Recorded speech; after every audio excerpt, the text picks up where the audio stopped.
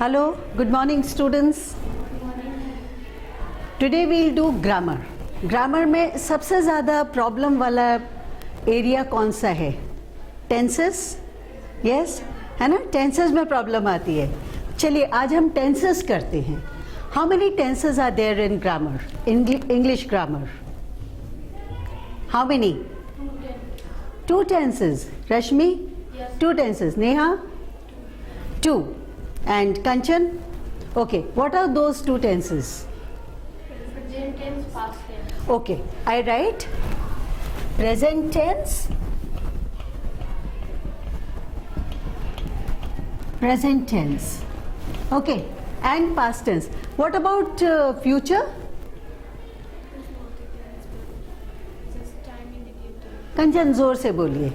It is just a time indicator, ma'am, not a tense. No, it's not a time indicator, Kanchan. Future is not called a tense. Why? Because future has been renamed as future time reference. We have not seen future. Nobody knows future. Nobody knows what will happen after 15 minutes or after half an hour. So, since we do not know about the future, it's bleak, it's in dark, so we can only refer to future. We don't say it's a tense. Tense means समय, काल, भविष्य काल. जब काल हमने देखा नहीं तो उसके बारे में हम श्योरिटी से कैसे बोल सकते हैं? इसलिए फ्यूचर को हमने रीनेम किया है future time reference. So there are three. One is present tense, second past tense, and third is very good, very well done, it's future time reference. अब हमें देखना ये है कि हम टेंस को कैसे यूज करते हैं, क्योंकि ये तो हमें पता है टेंसेस क्या हैं, लेकिन टेंस को यूज कैसे करना है. देखो, अगर हम प्रेजेंट टेंस को यूज करेंगे तो प्रेजेंट टेंस में सबसे पहले क्या आता है? Simple present tense. फिर क्या आता है? Present continuous tense.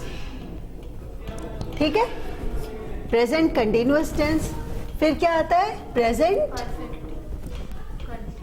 Perfect tense. ठीक है, और फिर चौथा क्या है? Present perfect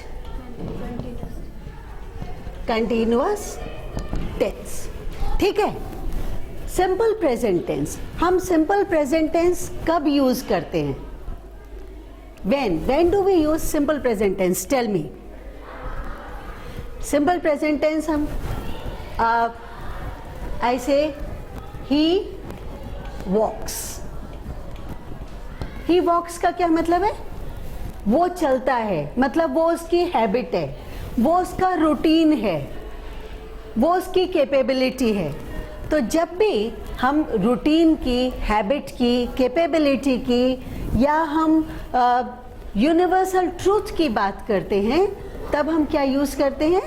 simple present tense. Okay, so I brush my teeth daily.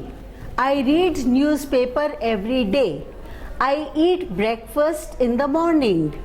I study in the class. I read newspaper. Okay, ये सारी चीज़ें क्या हैं? या तो मेरी हैबिट है, या मेरा रूटीन है, या वो sun rises in the east every day. रोज ही सनराइज होता है ईस्ट में. So it's a universal fact. The earth moves round the sun. Okay, तो ये जो है यूनिवर्सल ट्रूथ, इनको भी हम किस टेंस में यूज करते हैं? सिंपल प्रेजेंट टेंस में.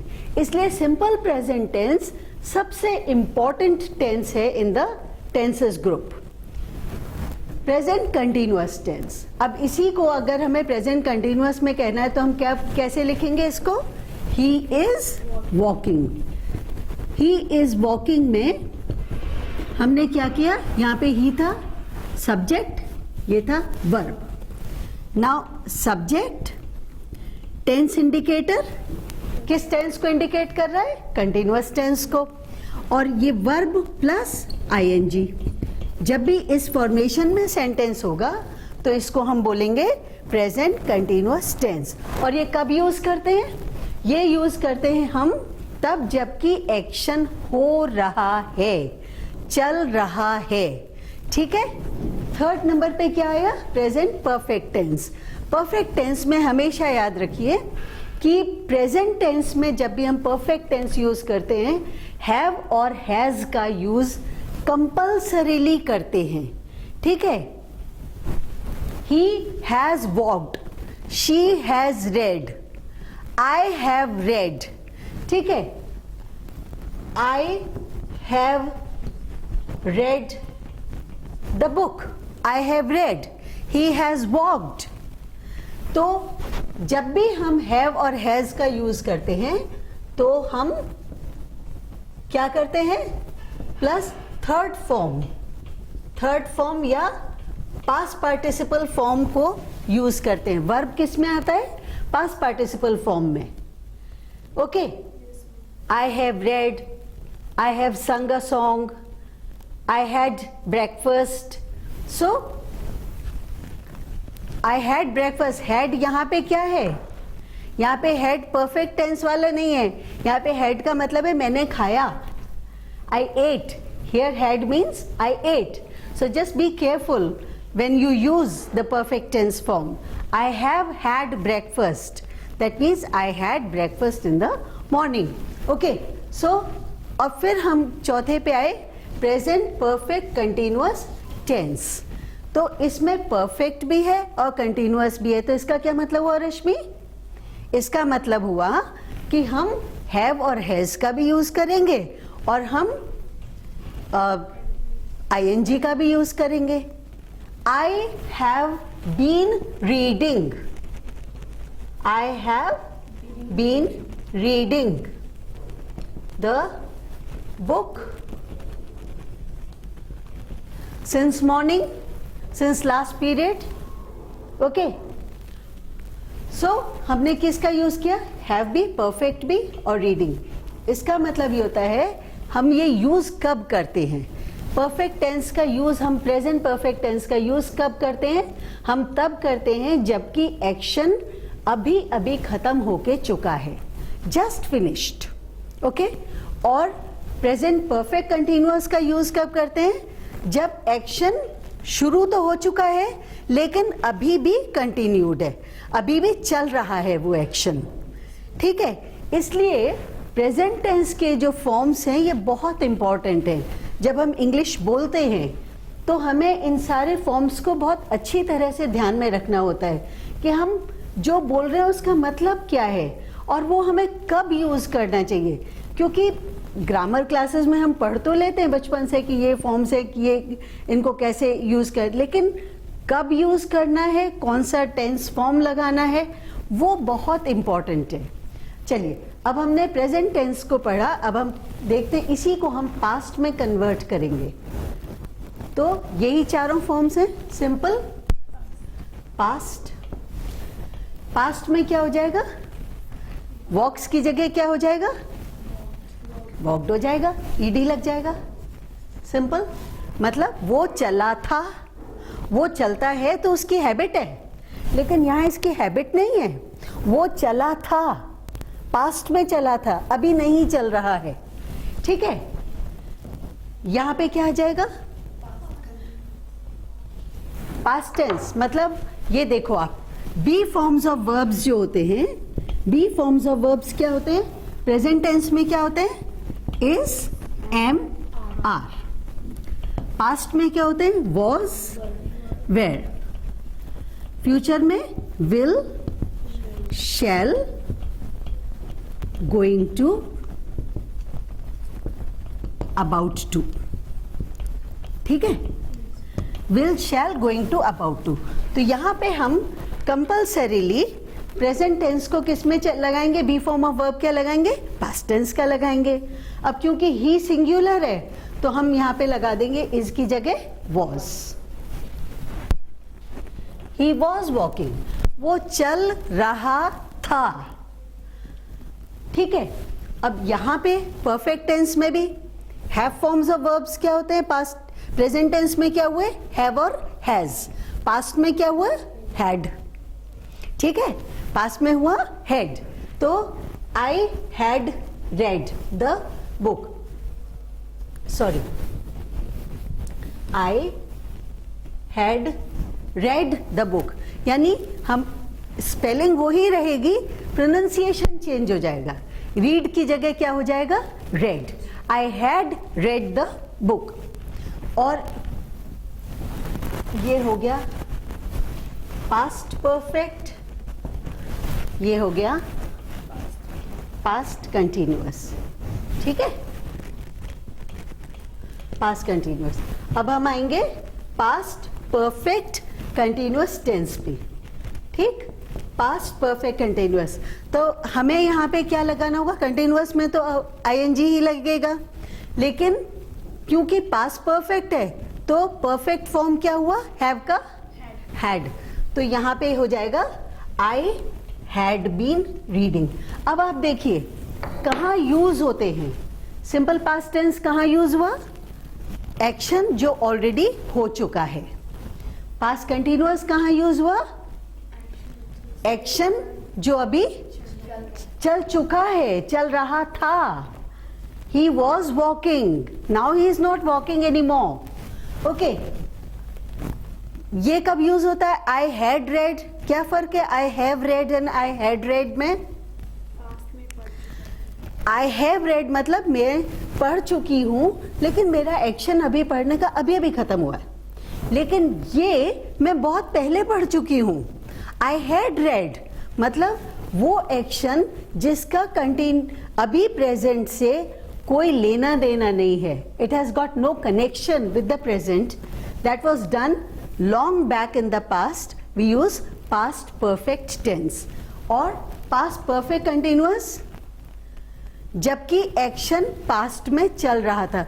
हमारी लाइफ में बहुत सारी ऐसी सिचुएशंस आती हैं जबकि हम क्या करते हैं, कोई चीज ऐसी बता रहे होते हैं अपने फ्रेंड्स को कि अरे देखो उस टाइम पे the exam was going on and the bell had rung, the invigilator had started collecting the papers, but I had still been writing. मैं तब भी लिखे जा रही थी। तो ये वाली बातें जब हमें बोलनी होती हैं तब किस में बोलते हैं? पास्ट परफेक्ट कंटिन्यूअस टेंस में। क्लियर? सबको क्लियर हुआ? अब हम एक छोटे से एक चीज और लर्न करेंगे और इन्हीं टेंसेस को यूज करके लर्न करेंगे। वो है, क्योंकि आप लोग मुझसे पूछ रहे थे क्लास में कि मैम एक्टिव और पैसिव वॉइस थोड़ा सा बताइए, तो हम इन टेंसेस को यूज करके और मैं आपको थोड़ा सा एक्टिव और पैसिव के बारे में आइडिया दूंगी। एक्टिव वॉइस देखिए, if I write the cat killed the cat killed the mouse. ठीक है, the cat killed the mouse. cat क्या है यहाँ पर? सब्जेक्ट। killed क्या है? verb। किस टेंस में है verb? सिंपल पास्ट टेंस में, है ना? और माउस क्या है? ऑब्जेक्ट। ठीक है, अब कोई भी फॉर्मेशन सेंटेंस अगर इस फॉर्मेशन में है subject plus verb plus object, तो ये क्या हुआ? एक्टिव। एक्टिव क्यों बोला हमने? क्या चीज एक्टिव है इसमें? Subject is active. ओके, इस क्या हम एक्टिव वॉइस बोलते हैं तो क्या मतलब होता है? सब्जेक्ट इज एक्टिव, इसलिए ये सेंटेंस हुआ एक्टिव वॉइस में। अगर हम कहेंगे कि हमें इसको पैसिव में कन्वर्ट करना है, तो पैसिव में कन्वर्ट करने के लिए हम क्या करेंगे? ऑब्जेक्ट को सब्जेक्ट की प्लेस पे ले, सब्जेक्ट बना देंगे। कंचन, हाँ, अच्छा ये बताइए, नेहा एक चेयर पे बैठी हैं, कंचन दूसरी चेयर पे। अगर कंचन नेहा की जगह पे आ जाए और नेहा कंचन की जगह पे बैठ जाएं, तो क्या कंचन नेहा बन जाएंगी? नहीं। क्या नेहा कंचन बन जाएंगी? नहीं ना, सिर्फ चेयर चेंज होगी, सिर्फ प्लेस चेंज होगी। ठीक है, अगर हमने ऑब्जेक्ट को सब्जेक्ट की जगह बिठाया और सब्जेक्ट को ऑब्जेक्ट की जगह, तो ऑब्जेक्ट सब्जेक्ट थोड़ी बन जाएगा। माउस तो माउस ही रहेगा ना, मरेगा तो माउस और मारेगी कैट, है ना। तो प्लेस चेंज होने से इनकी आइडेंटिटी चेंज नहीं होती। सब्जेक्ट सब्जेक्ट ही रहता है, ऑब्जेक्ट ऑब्जेक्ट ही रहता है। सिर्फ ये कि हम प्लेस चेंज करेंगे। तो प्लेस चेंज करने के लिए द माउस, अब इसके लिए क्योंकि हम चेंज कर रहे हैं तो हमें कुछ टेंस इंडिकेटर लगाना पड़ेगा। और टेंस इंडिकेटर हम कैसे डिसाइड करेंगे रश्मि? हम यहाँ पे देखेंगे, यहाँ देखेंगे कि ये वर्ब किस में है, सिंपल पास्ट में। तो सिंपल पास्ट का हमने बी फॉर्म लगा दिया, was. The mouse was killed. अगर हमने पिछली क्लास में आपको फॉर्मूला दिया था कि कोई भी सेंटेंस जब हम बनाते हैं तो वो STV फॉर्म में होता है, याद है? You remember that? Subject, tense, verb. Subject, tense indicator, verb और नाउन। अगर हम इस हिसाब से देखें तो ये क्या बना? सब्जेक्ट। ये क्या है? Tense indicator. ये क्या है? वर्ब। फॉर्मूला से सेंटेंस पूरा हो गया। तो यहाँ पे हम फुल स्टॉप लगा सकते हैं, लेकिन क्योंकि हमें सेंटेंस को पूरा बोलना है तो हम यहाँ क्या करेंगे? प्रेपोजिशन लगाएंगे। और प्रेपोजिशन क्या है? By. By the cat. The cat, the mouse was killed by the cat. अब आप कहोगे कि यहां फुल स्टॉप लगा दिया, तो ये क्या है? ये क्या है एक्स्ट्रा? कोई बताएगा मुझे ये क्या है? What is this? This is called adjunct. This is called adjunct. Adjunct का मतलब वो extra words in a sentence which actually do not contribute too much to the sentence. If you use them, it's fine. If you don't use them, then also the sentence is complete without them. And as such, अगर आप meaning देखोगे तो आप कहोगे the mouse was killed. Now, by the cat, by the tiger, by the lion, by the hunter, by Rashmi, by Neha, by anybody. How does it matter? इसका क्या मतलब हुआ कि जो ओरिजिनल सब्जेक्ट था, the cat, उसको हमने passive कर दिया, निष्क्रिय कर दिया। और जब हम ओरिजिनल सब्जेक्ट को पैसिव कर देते हैं तो वो क्या कहलाता है? Passive voice. ठीक है, तब वो कहलाता है पैसिव वॉइस। तो एक्टिव वॉइस का मतलब the original subject is active and passive voice means the original subject becomes passive. That means it becomes unimportant. That means it has not a very important place in the sentence. You can make a sentence without the original subject. कुछ sentences और बोलिए, बताइए मुझे। The bouquet was given, the head girl gave a bouquet to the chief guest. The head girl gave the bouquet to the chief guest. Head girl क्या हुई? Subject.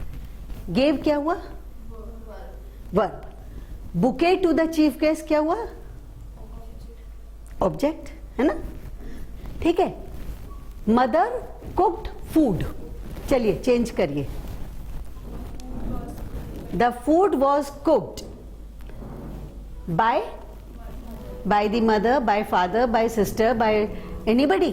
Again, तो अब समझ में आ गया आपको कि जब हम ओरिजिनल सब्जेक्ट को पैसिव करते हैं तो हम उस सेंटेंस को पैसिव वॉइस बोलते हैं।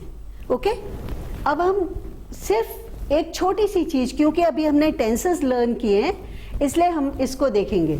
यहाँ पे हम टेंस चेंज करेंगे। अगर हमने कहा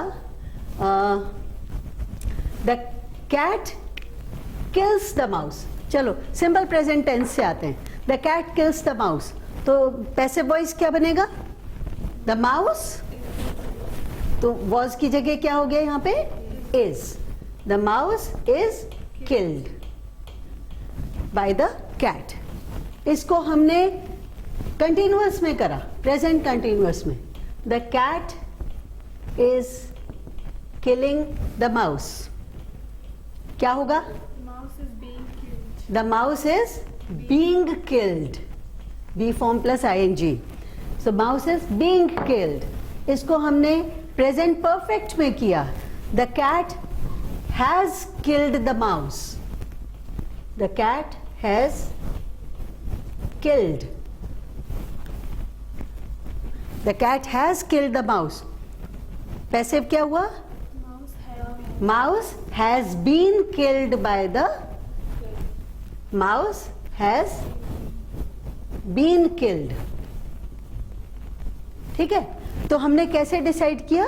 यहां से हमने इसको सिंपल पास में लिया था, तो उसको चेंज किया. The cat killed, the mouse was killed. Past continuous में होता the cat was killing the mouse, तो क्या होता? आप लोग सामने आ जाइए, प्लीज सिट देयर. तो क्या होता कि the mouse was being killed. Pass perfect में होता तो क्या होता?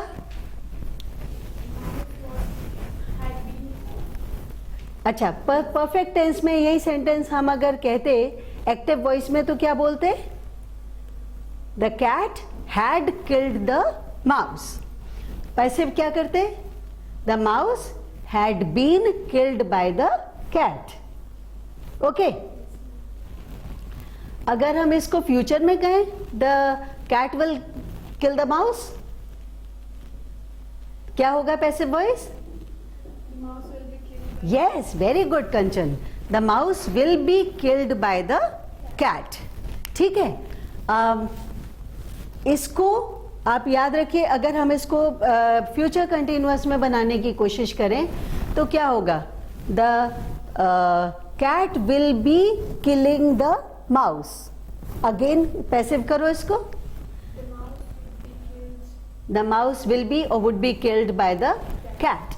ठीक है, तो और अगर हम इसे परफेक्ट टेंस में करें, फ्यूचर परफेक्ट में, तो क्या होगा? The cat will have killed the mouse. तो the mouse will have been killed by the cat. Actually हम लोग नॉर्मली हम फ्यूचर परफेक्ट और perfect continuous, future perfect continuous तो होता ही नहीं है. फ्यूचर में सिर्फ सिंपल फ्यूचर, फ्यूचर कंटिन्यूअस और फ्यूचर परफेक्ट होता है, लेकिन फ्यूचर परफेक्ट कंटिन्यूअस टेंस नहीं होता. ठीक है, और नॉर्मली हम फ्यूचर परफेक्ट को भी ज़्यादातर पैसिव नहीं बनाते हैं, क्योंकि it becomes very complicated for people to understand. में सिर्फ सिंपल फ्यूचर, फ्यूचर कंटिन्यूअस और फ्यूचर परफेक्ट होता है, लेकिन फ्यूचर परफेक्ट कंटिन्यूअस टेंस नहीं होता. ठीक है, और नॉर्मली हम फ्यूचर परफेक्ट को भी ज़्यादातर पैसिव नहीं बनाते हैं, क्योंकि it becomes very complicated for people to understand. So next class में करेंगे रिपोर्टेड स्पीच. ठीक है, ओके, बाय.